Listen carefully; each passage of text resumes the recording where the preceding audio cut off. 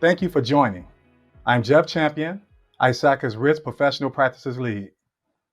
Joining me today is a very special guest, Kayne McGladrey, Field CISO spokesperson, Global Cybersecurity, thought leader of Hyperproof.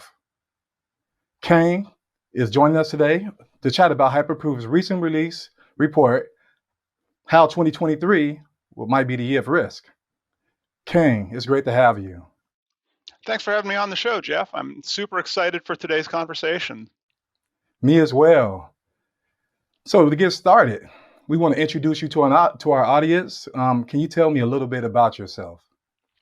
Yeah, I've been in cybersecurity for, oh dear, probably 25 plus years at this point. I've played every position on the field when it was available to play, except for we called it a tiger team back in the day instead of incident response and red teaming. Previously, been a CISO at a defense industrial-based manufacturing concern. Also, have run worldwide professional services in cybersecurity. Have done consulting for Fortune 500, Global 1,000 customers.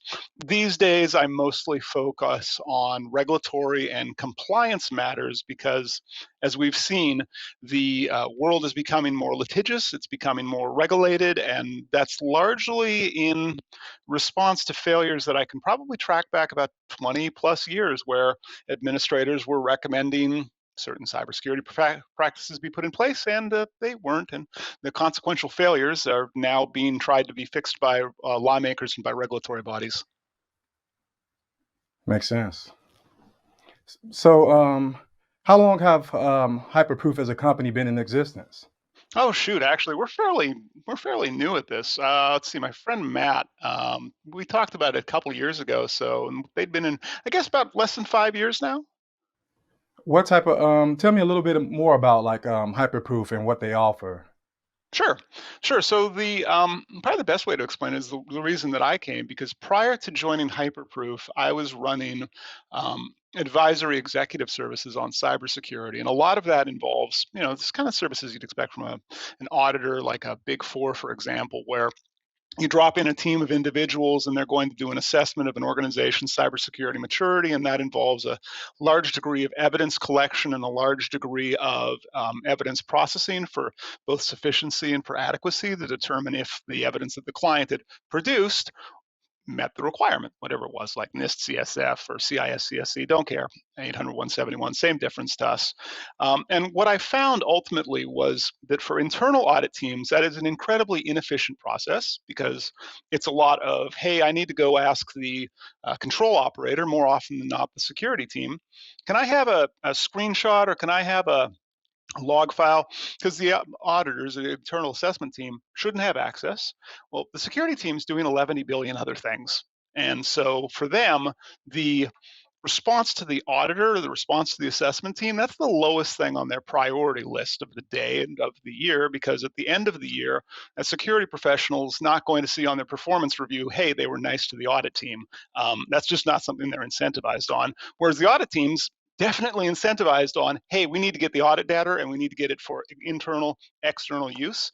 The other thing that I saw realistically happening was the time spent in determination of sufficiency of a piece of proof was really laborious. Like, if you think of control sampling for control effectiveness to assess if a given piece of proof, does what it says on the tin, or if there are any failures, means people have to spend time looking at stuff. All this are things that can be automated, and all of these are things that really will affect an organization's risk posture. So the reason that I came to Hyperproof is, instead of solving that the way I used to, which is basically with college interns, because you can get them to do it and it's cost effective, it also isn't something that really makes people think, wow, I want to go into the cybers, because that was fun, because I took screenshots, I asked people for things that they didn't want to give me, and then I had to read. That just sounds boring. And we can automate all of that stuff, right?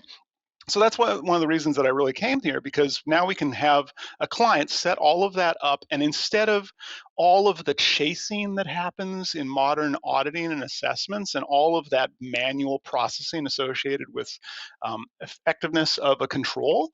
Instead, we can focus on what really matters, which is managing risks associated with an organization and determining that, if you see a control is starting to go a little bit out of true, that you're able to proactively make decisions on that. But also in today's macroeconomic climate, you can look at your control set and say, which of these is not really pulling its weight anymore. If you say that a control is no longer effectively mitigating a risk as part of an overall strategy for mitigating a risk, you know what? I think we're now in that time where it's worth to look at those controls and say, let's get rid of some of these. They're just not effective anymore. They're not meaningful. And that'll help CISOs on a longer curve manage both their strategic portfolio of risk, but also of their technology stack of things that they're responsible for. I agree. I think if more assessments was done in reference to controls, I think that it would be less breaches for sure. Definitely. Well, it's going to reduce the probability of a breach or of an incident that's material to an organization. Yeah, because when I was reading your article, I was looking at the piece where the orgs will be looked at differently, and so that leads into my next question. What do you think the orgs will look like once they make a change in silo, if that will happen to silo risk management away from traditional, I guess, cybersecurity? So that's an interesting conversation piece, and I don't think we're yet at a right answer, but we're coming closer to one, and it's not always by choice. So historically speaking, cyber risk is magical. And it's different somehow, and I've yet to understand how and why it's different and magical. But okay, let's just treat it as a special snowflake. And then we've got our enterprise risk management on the other side, and we have these two silos. And where that inevitably causes friction is around budgets, actually, which doesn't seem immediately obvious. But if a CISO is setting her budget to be associated with a certain set of risks that she's trying to manage, and I don't know, CEO, CFO are doing enterprise risk management, and they're not talking, the CISO is going to wonder why her budget got cut and not have context as to why it was cut, because in the enterprise risk management stack, it said, well, we're doing a multinational expansion, or perhaps we're reacting to market forces, or perhaps we're actually contracting our business, or we're doing an acquisition, and that poses a higher risk, which has associated budgetary and staffing. And without that level of communication, with that view of an integrated risk management view of the world, CISOs aren't able to make determinations as to what they can realistically hope to achieve within a given fiscal year. And we're starting to see regulatory bodies walk around that line. Often that comes down to the adequate independence of a CISO and their ability to actually have access to that level of information so that they can effectively manage their risk portfolio and not have it be treated as something completely separate. Now, I won't say there's a right way to manage risk. I'd say there's a wrong way, which would be stick your head in the sand like an ostrich. That's just not going to produce a good result for anybody. But I think the modern organization, to be effective, needs to recognize that cyber risk is actually business risk.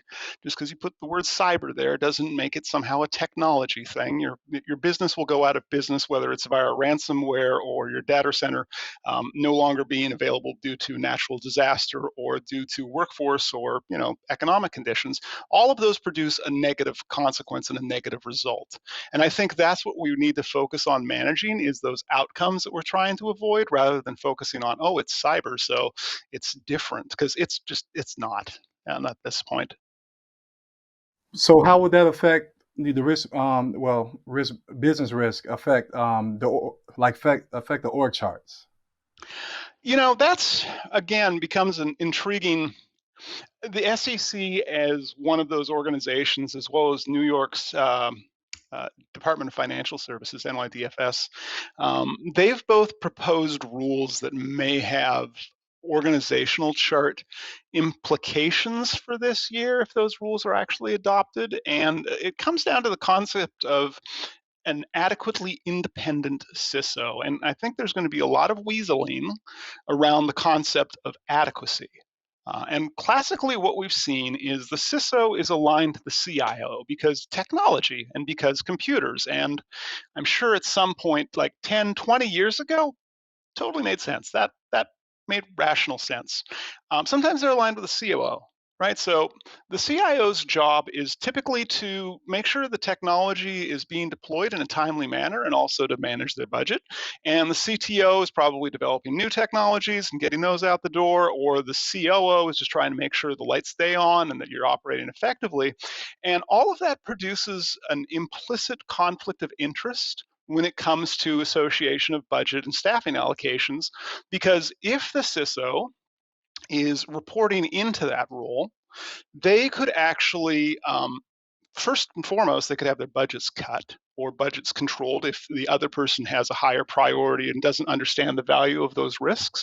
But the other thing that those regulatory bodies are seeking to achieve is the ability of the CISO to have board level access. And that's something that we're seeing a lot, is the concept that the CISO needs to talk to the board about risk. Now, in a lot of organizations that I have the privilege of talking to, the CISO is already talking to the board about risk. But the continued perceived failure on the part of regulators and on the part of lawmakers is driving this conversation to say, well, we don't think enough CISOs have enough board level access. And so you have to decouple from your current management structure, maybe have a dotted line into them, but also have a direct line into the board. And the other thing that's probably going to drive, and this is related to things like what happened with Joe Sullivan over at Uber, or the incident over at Drizzly with the FTC naming and shaming a specific individual there. I think we're going to see more CISOs, or at least I hope we're going to see more CISOs, request to be covered on D&O. That's your director and officers policy. And the reason there is that if you're a CISO today and you're not covered under the D&O, and you're functionally probably not an officer of the company. And what that means in practical terms is if you're at a publicly traded company and you end up having a shareholder suit come against you, and it's because you were the person who said the thing that made the decision that resulted in the outcome, which resulted into the lawsuit, you carry personal liability. And that sucks. That's really kind of a hard thing for a CISO to swallow, to say, wait a second, it says C at the front of my job title there, and I don't have the responsibility to make decisions without personal liability. And so I think if we do see a expansion of role associated with CISO, with that up leveling, so it could be called, then we're going to similarly have that expansion of insurability associated with that role, because otherwise, who's going to really want to make that decision? Right? Who's going to want to say, well, here's our multi-million-dollar budget and all of our controls are going to manage these risks, and I'm going to be at fault for that if it's wrong.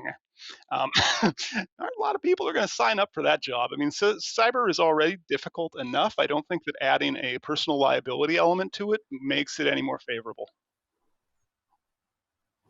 It doesn't. It doesn't. And it just makes me wonder, going forward in the future, like how would CISOs communicate that risk, and would breaches become more mainstream?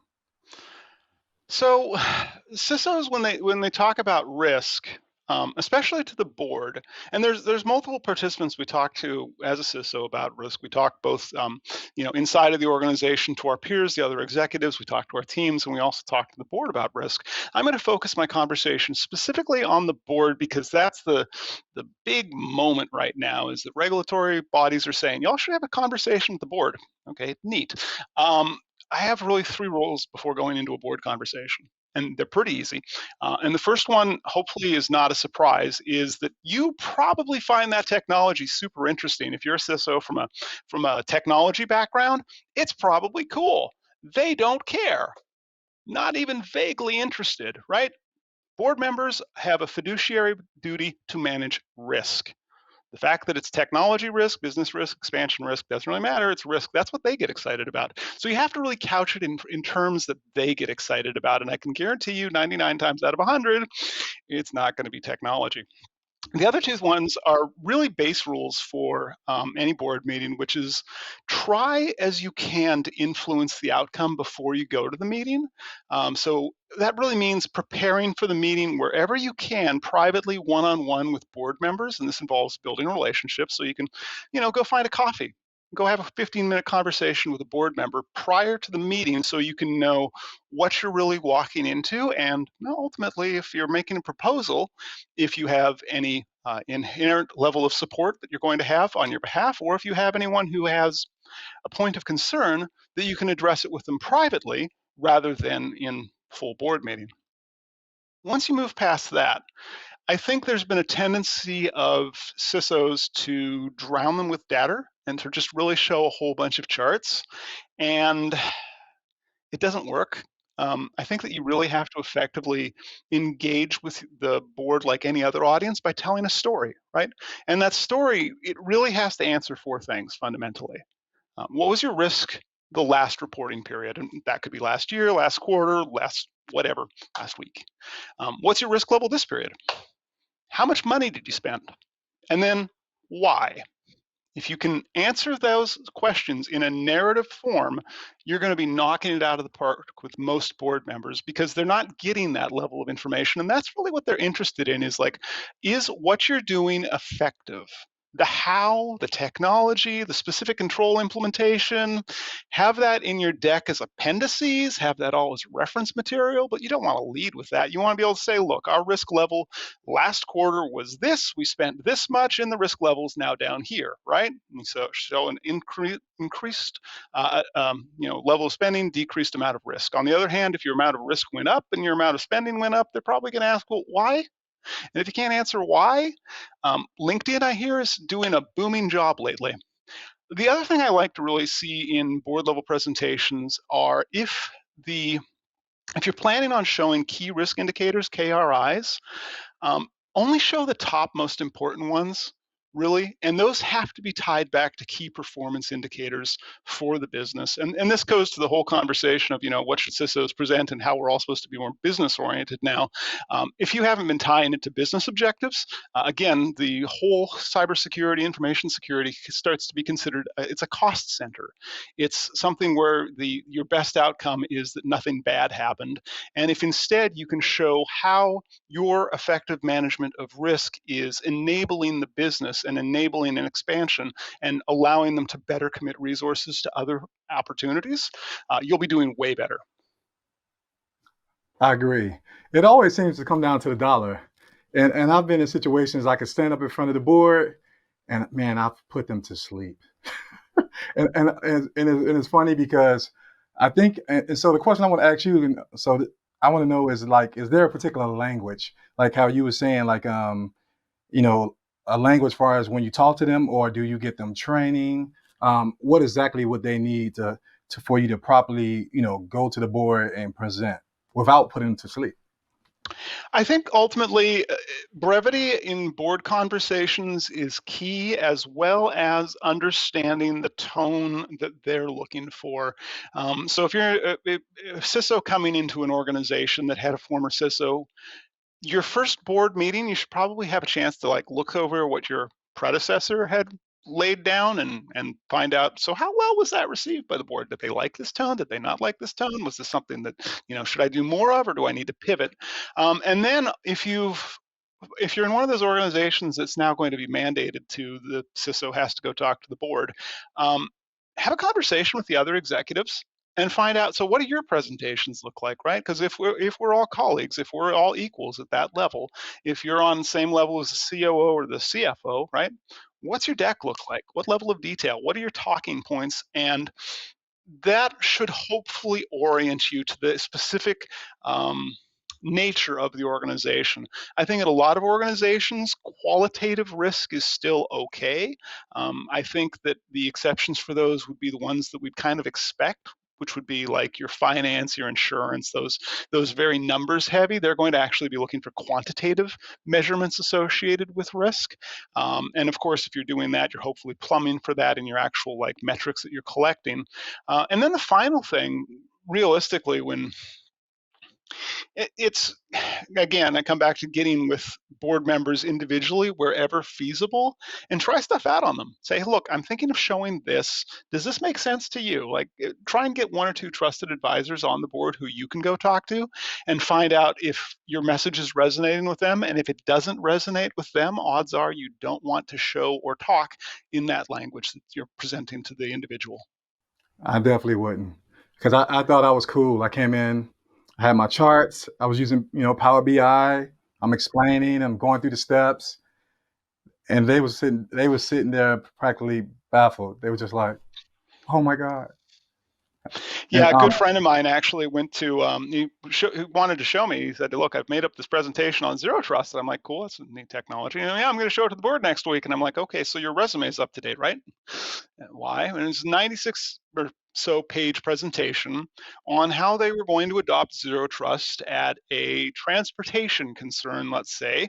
And knowing the relative backgrounds of the people who were in the boardroom, I was like, so this is your swan song? Like, what you thinking about doing here? Because the idea of adopting Zero Trust, cool, neat idea, great, glad you're doing it. Why do they care?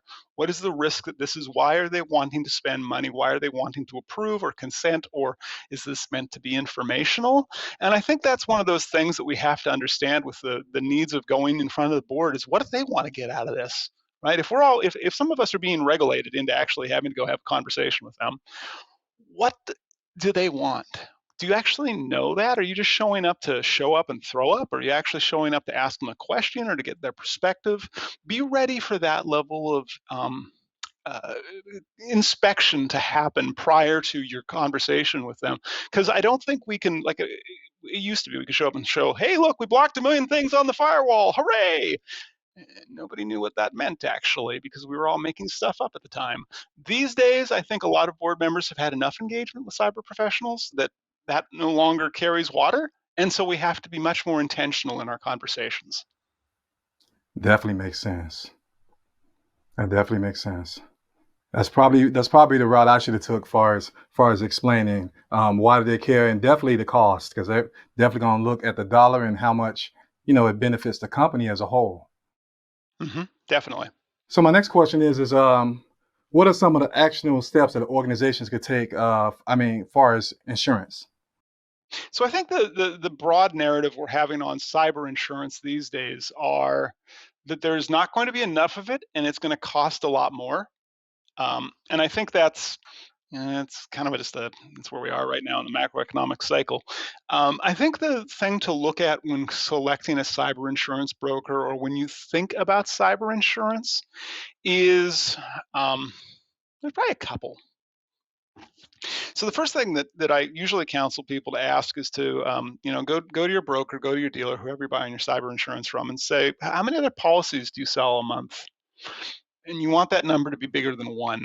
Because if it's one, it means they're selling you your policy and they have no idea what they're doing. They're just making stuff up. So I'm not saying you want to go with somebody who's like peeling them off every day, regularly selling it, but people who've been selling cyber insurance regularly know which packages are going to work well and which packages are not going to work well, and which providers are going to pay out and which providers are just going to be a nuisance to try and get anything out of. The other thing is that we're seeing a recognition now of cyber insurance providers that certain controls are important.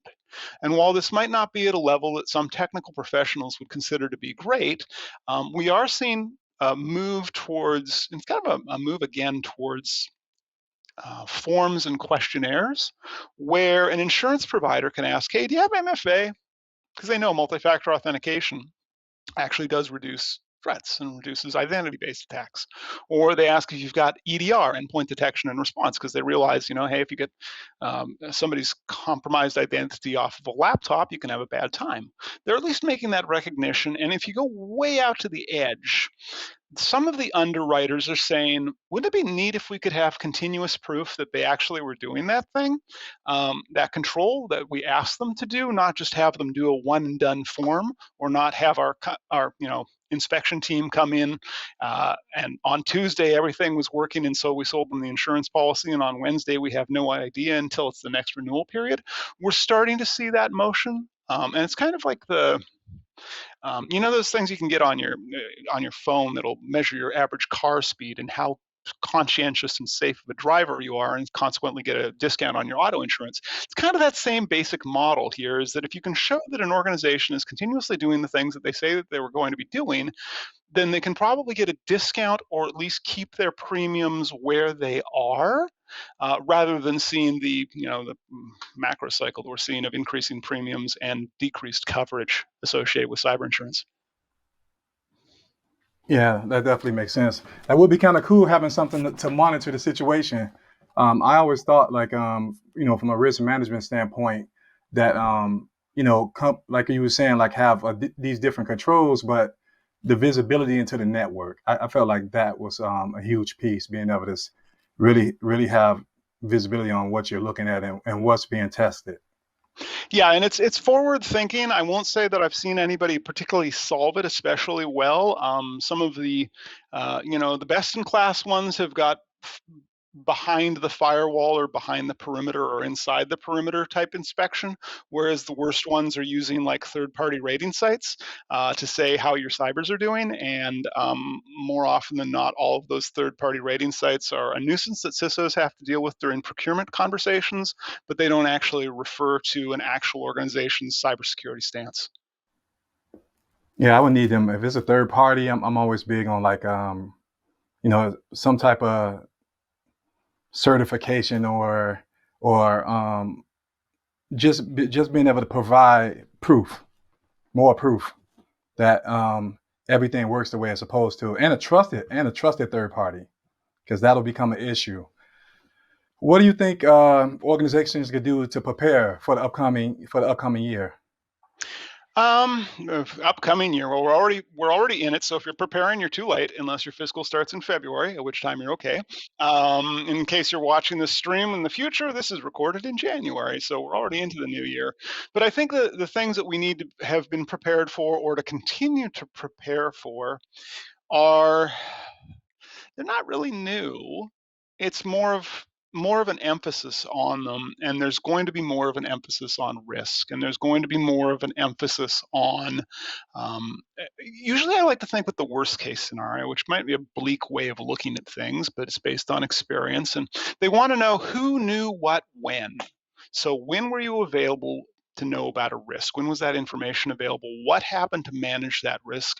And who took those actions? When were they taken? Why were they taken? And that will hold up. If you've got that type of evidentiary train built into your whatever system you're using for managing your risks, ultimately you're going to have a better conversation, whether that's internally with an internal assessment team or whether that's with a congressional investigation, because you can show that your business, and this is what this all comes back to, is you are doing everything reasonably possible to prevent something from happening that you didn't want to have happen. And I think that is going to, having that narrative built and conscientiously work towards continuously, really is going to make it easier for businesses when something bad does happen. Because we're seeing, despite the increased amount of cyber spending in terms of controls, the amount of emphasis on risk, the amount of regulatory change, threat actors also have monetary incentives. They want to send their kids to school. They want to have they want to pay their rent. They probably want to pay their bills on time. Some of them, of course, the whole cash and guns crowd, the one percenters, they want to do whatever that is. But I think most of that actors, like the ones who go to a government office and they drink the bad coffee and they have the pension coming in the future and they look at the whiteboard all day, they're just doing their job, right? But they're charged with innovating new ways to work around the security controls that we're deploying. So having that awareness that, yeah, the threat actors are going to keep innovating, bad things are going to happen, and then so focus on, first of all, foremost, that narrative of we did everything we could. And the other thing you have to focus then is organizational resiliency. I don't think it's okay to think a breach will never happen. I don't think it's okay to think that, this is never going to be, it can't happen to us, it won't happen to us, or if we do, the incident response plan is going to go perfectly. I think it's instead more necessary at this point to focus on resiliency, in some cases in compartmentalization, and then to test and train your incident response plans and procedures so that when something does happen, it's a practiced motion. It's not something that's foreign and unfamiliar for an organization to conduct an incident response, because I've seen a lot of organizations that have effectively built paper tigers. It looks really good on paper, their incident response plan, but you actually go to practice it and it turns out that the call tree is out of date. It refers to personnel who are no longer there and systems that are no longer there, and the whole backup communication system they had planned went out of business, right? If you find yourself in that situation, you're going to have a very hard time, especially if there's lawsuits brought or shareholder suits, or if there's any kind of public investigation. Your company's reputation is going to be dragged through the mud if you're shown as, well, they had an incident response plan that they didn't test, and they didn't do it because it didn't work, and they didn't know about the risk, or they didn't spend money even though they did know about the risk, right? So that's going to be where we are for this year and probably for the next while as we go through the cycle of focus on what are your risks, what is your ability to survive those risks becoming problems and still operate your business effectively without either supply chain disruption or market disruption. Very true. So with that being said, what level of detail would you think organizations would need to track those cybersecurity risks? Um, I think it depends on who's looking at that, really. So the intent here is, again, who, what, when, but also that there was a consistent process and a consistent cycle for making decisions based on facts that have been collected. So ultimately, like somebody like a CISO, they need a dashboard. They need to know that the detail is there. They need to know that there is a team that produces and analyzes the data that support the dashboard that they're looking at associated with risks, but they're not actually getting in there and mucking around with like the individual risk ratings or risk determinations or looking at control effectiveness. I think that's going to go to your classic risk committee. And realistically they need to not only see risks, they need to see that those risks are prioritized, and they need to see those risks with a linked set of controls. And I'm assuming in this instance that the risk committee and the audit committee are probably two different entities. So you've got a nice separation of duties there. Otherwise, there's probably some interesting ways you could do to work around that and subvert the whole system. But if you've got a risk committee that is looking at how effectively a risk is being managed by its linked controls, and that data is being produced by an audit committee or an assessment committee, that actually allows you to see dynamically, like the risks that should be at the top of the conversation for the committee to talk about are where the control is starting to fail or has failed, or the risk is starting to run out of true. It's starting to get beyond your associated level of tolerance. Now, ideally, I think that wherever possible, that should really be automated. And that should be automated both, like I said at the top, for evidence collection, because the assessment committee, they probably don't have access to the tools that are actually the controls. So they have to just ask the control operators, copy in a file, right? Let's just automate that.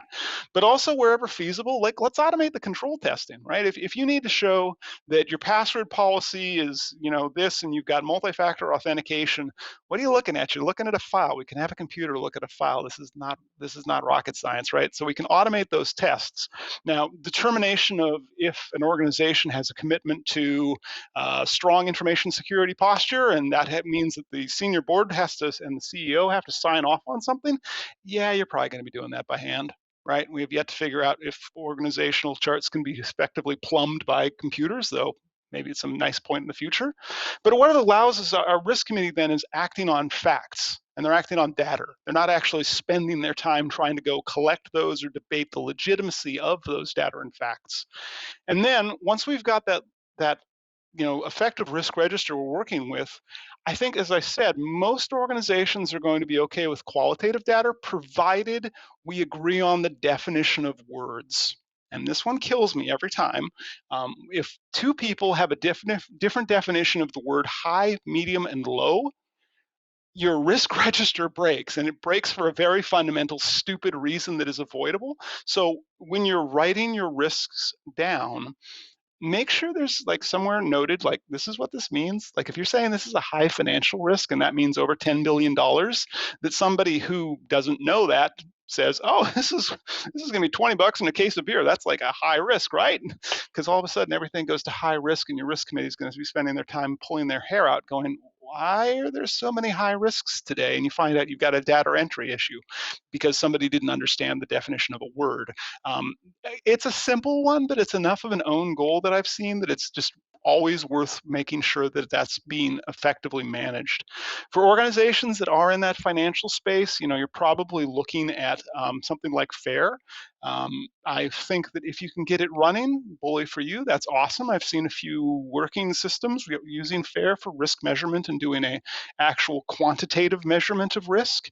I think for most organizations, if you get to qualitative, you're good enough, right? And that's kind of been the truth of cyber for all these years. And if you're running ahead of the pack, you're probably running a little too hard. If you're running at the back of the pack, you are not running hard enough. You want to stay kind of in that nice middle. And where we are societally is qualitative is good enough for making effective decisions, provided your intelligence cycle is trustworthy and provided it's being consistently followed. Definitely agree. Another question, as far as I want to know I'm just curious. So after I was reading your article, I wanted to ask you what other type of changes would you expect to see in the market this year? Oh boy, my crystal ball was broken. I think that we're going to see some continued uh, hmm, something we've had as a trend in cybersecurity, broadly speaking, is innovation out in the startup and the smaller business space, where you see these interesting niche products being associated with, unusual cases, and those tend to historically they've been, via public offering or via acquisition, they've exited the market. I think this year, with the prevailing idea that, hey, we're all having a recession, or we might have a recession, or, oh, the recession just happened, I think the thing we're going to see is an increased emphasis on company fundamentals for companies that are in that cybersecurity startup space right now, where they're going to be pressed to produce better results faster, and that an exit may no longer be actually via an acquisition. And I mention that because, historically speaking, if you were a CISO and you were working with, like, you've got all of your MITRE attack cases covered, right? You've got all of your primary MITRE ones that are all of your known threat adversaries that you're working with. There's been enough innovation in that small startup space. You might say, oh, wow, they do something and that's going to solve like this one edge case that we're having with a dedicated threat actor. Good for them. Let's buy their technology. Know that in 2 years they're going to get acquired by, one of the big 4 or 6 companies that tends to acquire these solutions. That's cool. We've already got a agreement with them. That's fine. I think this is the year that CISOs need to be a little more cautionary about that buyer decision, to say, well, wait a second, what happens if their technology just stops? Not that it's not acquired, not that they do an IPO, but what if it just doesn't exist anymore? Is that going to be an acceptable outcome? Like, what's my backup strategy for that one? Again, that's only for niche solutions. So I think that's one of those market trends that we're going to see. The other thing I think we're going to see this year, from a threat adversary perspective, from your threat actors, is the amount of ransomware payments has gone down remarkably in the past year. And I think what we're going to see is a lot of extortion-based tactics. We're already starting to see a little bit of that. And I don't think that's really a good business model for them. Right? Like, if you think about it, let's talk about Colonial Pipeline, for example. They happened it was West Coast of the United States, happened last year, basically shut down, natural gas delivery. So if you wanted to get natural gas, you were going to have a bad time because they ransomware it and they just shut the system down, right? That was a clear reason for a payment to be made or for some agreement to be met. That's the kind of scenario where you can say, well, okay, cool, there's definitely been some harm and they're probably going to get a payout. Whether it's right or wrong is not material to this conversation. Having said that, let's say instead of them hacking and ransomware in Colonial Pipeline, they released the emails. Who has got the time to go read a whole bunch of oil executive or natural gas company emails? Who's going to actually find that to be interesting? Like maybe some reporters, maybe some like public good type people, but they're actually like, that's not an effective business model. Like unless you've got some really juicy information in there. And I think that's what we're seeing right now is in the extortion market for those companies where the EDR has effectively stopped the ransomware from happening, but has not prevented the data exfiltration. I do think that threat actors are going to have a harder time doing extortions unless they're collecting specifically interesting company trade secrets, which they'll probably resell as opposed to, extort to release publicly. And I think on a related note, the whole like, oh, we got your social security numbers, we got your, your PII, we got your PHI. This may sound terrible, but I think people are unfortunately they kind of have accepted that.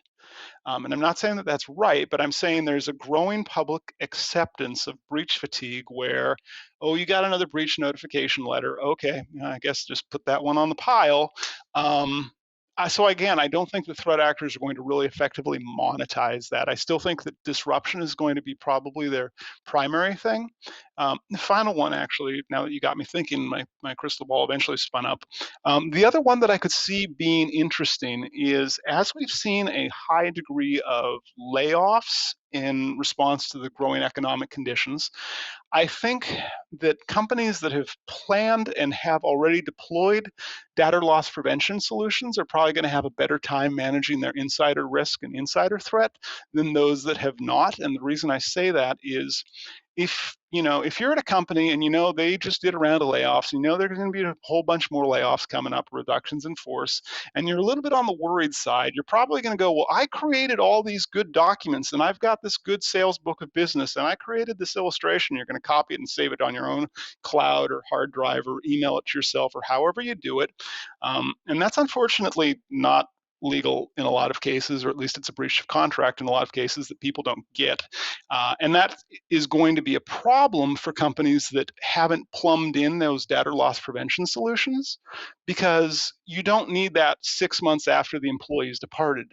You needed that like 3 weeks before the employee departed, because usually that 4 weeks to 3 weeks before they think something's going to happen is where people start doing mass data exfiltration of the stuff that they thought they created that is theirs, which it's not. And I think that that's going to drive probably some trade secrets getting to places that they shouldn't be, and probably some interesting, like within the sales market, some sales folks probably keeping their books of business where they shouldn't have, and also, just the associated lack of that should be tracked as a risk to businesses, and hopefully we're tracking that one already. It's the risk associated with like insider risk programs and managing those effectively.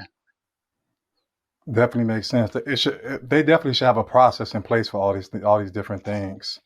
Yeah, this is one of those where you should have had it beforehand, and that's that's the truth of this, is that hopefully you were planning for that, and this isn't news. Yes. Well, as much as I hate to end this great conversation, that's all the time we have today. If you're interested in learning about Hyperproof, please click on the link in the description below. Kayne, I just have to thank you. That article was brilliant. I just want to thank you. It was a pleasure interviewing you today. Yeah, thanks for having me on, Jeff. It's just been so much fun. I've enjoyed the conversation. And thanks Hyperproof as well for sponsoring this. Sponsoring the ISACA podcast episode as well. But that's all the time we have. I'm Jeff Champion, podcast host extraordinaire. Thank you for tuning in.